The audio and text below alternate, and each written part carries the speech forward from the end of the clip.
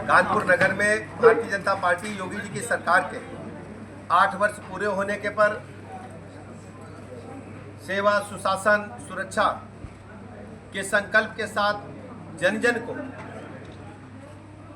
उनके जीवन स्तर को ऊपर उठाने में कामयाबी हासिल करने के बाद आज कानपुर नगर में हम सब 8 वर्ष के पूरे होने पर आम जनमानस को बधाई देने के लिए एकत्र हुए हैं। अभी आपने देखा बड़ी संख्या में लाभार्थियों को सीधा संवाद भी हुआ है और उनके विभिन्न योजनाओं से उन्हें सम्मानित करते हुए उन्हें सीधे सर्टिफिकेट और ट्रैक्टर इत्यादि प्रदान किए गए। प्रेस वार्ता के माध्यम से हम कहना चाहते हैं,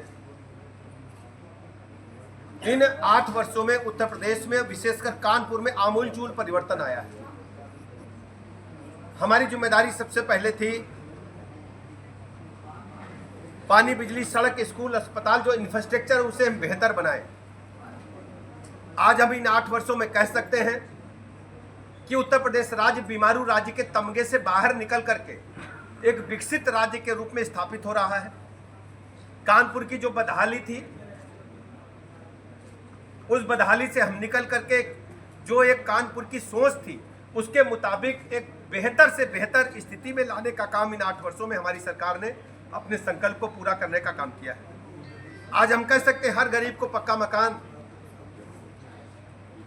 शहर हो या गांव हो, बड़ी संख्या में हर गरीब को पक्का मकान मिला है। चाहे देहात में जाकर देखेंगे, शहर में देखेंगे, सभी को शौचालय मिला है। उज्ज्वला गैस योजना के तहत जरूरतमंदों को गैस कनेक्शन, होली दिवाली पर निःशुल्क गैस सिलेंडर, सबको शौचालय,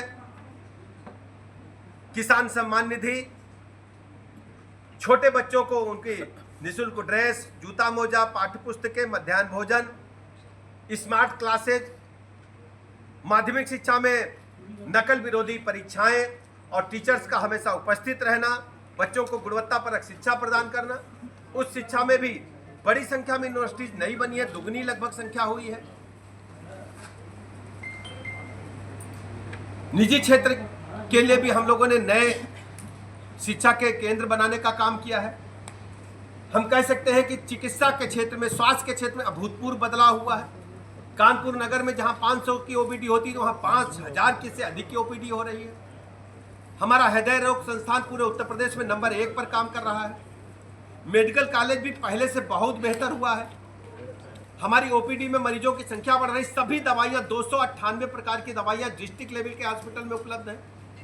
5000 की आबादी पर हमने हेल्थ वेलनेस सेंटर, स्वास्थ्य आरोग्य मंदिर खोले हैं। वहां 14 प्रकार की जांचें, 58 प्रकार की दवाइयां निःशुल्क उपलब्ध है। जच्चा बच्चा के लिए वहां पर टीकाकरण के साथ साथ उनके अन्य स्वास्थ्य सुविधाएं उपलब्ध हैं। हमने मातृ और शिशु जो संस्थागत प्रसव है उसमें वृद्धि करते हुए उसकी मृत्यु दर में कमी लाने का काम किया है। इसके अलावा 1 डिस्ट्रिक्ट वर्ल्ड मेडिकल कॉलेज पर आगे बढ़ते हुए 2017 में जब हमको सरकार बनाने का अवसर प्रदेश की जनता ने दिया था तब मात्र 12 मेडिकल कॉलेज सरकारी क्षेत्र में थे। आज 80 मेडिकल कॉलेज उत्तर प्रदेश में काम कर रहे हैं, पूरी क्षमता के साथ कर रहे हैं। मेडिकल MBBS की सीटें लगभग 3 गुनी हुई हैं। MS और MD की सीटें 2 गुने से अधिक हुई हैं। हम कह सकते हैं कि आज उत्तर प्रदेश राज्य चिकित्सा शिक्षा के क्षेत्र में, चिकित्सा के क्षेत्र में अभूतपूर्व प्रगति की ओर आगे बढ़ रहा है। हम अपनी जो हमारी प्रेग्नेंट बहनें होती हैं, अल्ट्रासाउंड के लिए अस्पतालों के चक्कर लगाती थी, प्राइवेट अस्पतालों को हमने चिन्हित किया है। हमारी बहन किसी भी प्राइवेट अस्पताल जो चिन्हित है वहां जाकर निःशुल्क अल्ट्रासाउंड करा सकती है। इसके अलावा आयुष्मान भारत योजना के तहत हमने बड़ी संख्या में मरीजों को 5 लाख तक के माननीय मोदी जी की गारंटी के तहत इलाज देने का काम किया है। उत्तर प्रदेश राज्य आयुष्मान कार्ड बनाने में नंबर 1 पर है। 5-5.5 करोड़ से अधिक आयुष्मान कार्ड बन चुके हैं, लगातार बनाए जा रहे हैं। इसके अलावा निजी अस्पतालों में भी बड़ी संख्या में 9000 करोड़ से अधिक का पेमेंट हमने निजी अस्पतालों को किया है आयुष्मान भारत योजना के लाभार्थियों को उच्च कोटि की चिकित्सा व्यवस्था उपलब्ध कराने के लिए। इसके अलावा हम कह सकते हैं कि किसानों की जीवन में उन्नति लाने के लिए हमारी सरकार ने कहा MSP को बढ़ाने का काम किया है। अभी तक गेहूं की खरीद होती थी, धान और खरीफ की फसलों को भी खरीदारी करने का काम किया। मकई की खरीदारी कभी इस स्टेट में नहीं होती थी, आलू की खरीदारी नहीं होती थी। किसानों को मुख्य धारा में लाने के लिए विभिन्न योजनाएं चलाई जा रही हैं। आम जनता के जीवन स्तर को ऊपर उठाने के लिए हमने कामयाबी हासिल की है। ODOP के माध्यम से जन जन को रोजगार से जोड़ा है। विश्वकर्मा योजना के तहत हमने कामगारों को उनको ट्रेनिंग दिला करके उनको उपकरण प्रदान किए हैं। कानपुर के चमड़ा उद्योग को गति मिली है। इसके अलावा चाहे इंटायर स्टेट में जो भी वन डिस्ट्रिक्ट वन प्रोडक्ट है उनको हमने बड़ी संख्या में प्लेटफार्म प्रदान करते उनको अंतर्राष्ट्रीय जगत में पहचान दिलाने का काम किया है। आज हम कह सकते हैं कि उत्तर प्रदेश राज्य औद्योगिकीकरण की तरफ तेजी के साथ आगे बढ़ा है। वो इन्वेस्टर समिट में 45 लाख करोड़ के पैकेज हमने साइन किए, 15 लाख करोड़ के धरातल पर उतर चुके हैं। दुनिया की सबसे बड़ी मोबाइल फैक्ट्री सैमसंग स्क्रीन बनाती है, वो नोएडा में लगी हुई है। आज लखनऊ में ब्रह्मोस मिसाइल बन रही है। बुंदेलखंड में हम डिफेंस सेक्टर के साथ साथ हमने सौर ऊर्जा में बढ़ोतरी लाने का काम किया है। बुंदेलखंड में पीने के पानी के लिए तरसते थे, विंध्याचल में पीने पानी के लिए तरसते थे गर्मी के दिनों में। कानपुर के साथी पत्रकार मित्र बताएंगे कि 2017 से पहले कानपुर में अखबार में हमने पढ़ा था, निकला था कि ट्रेन से पानी आएगा। पेयजल का संकट हमने उपलब्ध कराने का काम, पेयजल का कोई संकट नहीं है। शुद्ध पेयजल जल जीवन मिशन के तहत पहुंचाया जा रहा है। हमारे जो जानवर मवेशी है उनके लिए भी पेयजल उपलब्ध है। घर घर नल से जल पहुंचाने की योजना को धरातल पर पहुंचाने का काम आपके वोट की ताकत ने, आपकी सरकार ने करके दिखाया है। हम कह सकते हैं कि उत्तर प्रदेश राज्य में कानपुर को विशेष महत्व देते हुए हर क्षेत्र में प्रगति लाने का काम किया है। मेट्रो कानपुर में बन रही है। सबसे बड़ी बात है कि मेट्रो जब पूरा होगी कानपुर के लोगों को आवागमन अंतर्राष्ट्रीय स्तर का मिल पाएगा। कानपुर में सड़कों का जाल बिछा, गलियों को हमने मेंटेन किया है। महापौर महोदया बैठी है, बताएंगे कूड़ा निस्तारण के हमने बेहतर प्रबंधन किया। कानपुर की हालत गंदगी को लेकर क्या थी, कानपुर लोग आते थे 17 से पहले किस हालात में थे।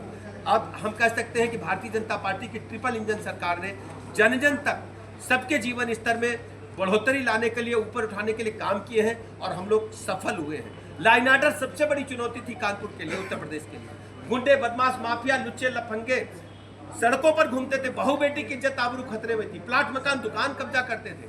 आज हम कह सकते हैं कि गुंडे, बदमाश, माफिया प्रदेश छोड़ करके चले गए हैं, या जेल में हैं या ढूंढे आपको नहीं मिले हैं।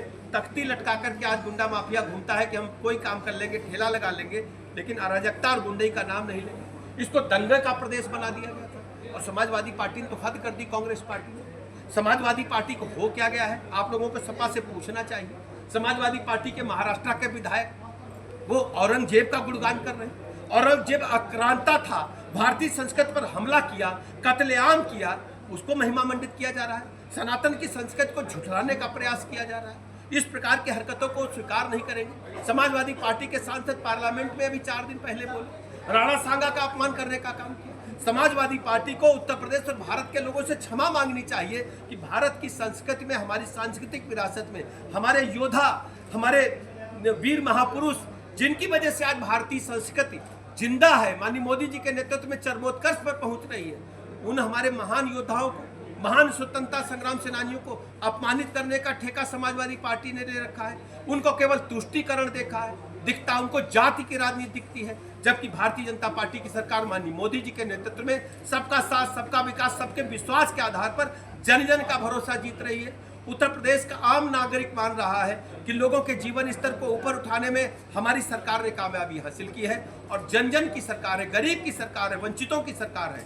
और ये सरकार वास्तव में गरीब आदमी के चरणों की सेवा करने वाली सरकार है, लॉ एंड ऑर्डर की सरकार है। और कानपुर के एक एक व्यक्ति का मैं हृदय से आभार प्रकट करता हूँ। बहुत बहुत धन्यवाद। Radio कानपुरिया, radio